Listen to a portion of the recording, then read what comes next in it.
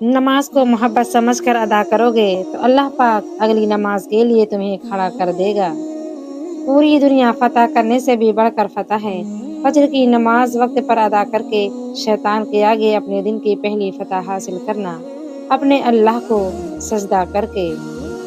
وقت فجر اگر خود آنکھ کھلے تو سمجھو اللہ تم سے راضی ہے۔ فجر کا سجدہ تمام سجدوں سے زیادہ پرسکون ہوتا ہے، اور فجر کی نماز تو اللہ پاک سے وفا ہے۔ نماز کے لیے دنیا کو چھوڑ دو، لیکن دنیا کے لیے نماز کو نہیں چھوڑو، یہی تمہاری اصل کامیابی ہے۔ بندے کا اللہ سے اس طرح ملاقات کرنا کہ وہ اللہ کے سوا کسی کو نہ جانتا ہو۔ نماز ایسے پڑھو جیسے تم سے زیادہ کوئی گنہگار نہیں، بے شک اللہ سے زیادہ کوئی مہربان نہیں۔ جو نماز نہیں پڑھتا وہ سکون کا مطلب نہیں جانتا۔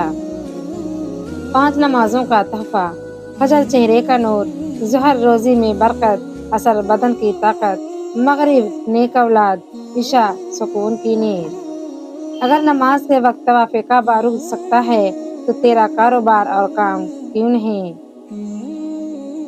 نماز بوجھ نہیں بلکہ تمہارے بوجھ کو ہلکا کرنے کا ذریعہ ہے۔ خدا ایسا نمازی بنا دے کہ نماز پڑھے بغیر گزارا نہ ہو۔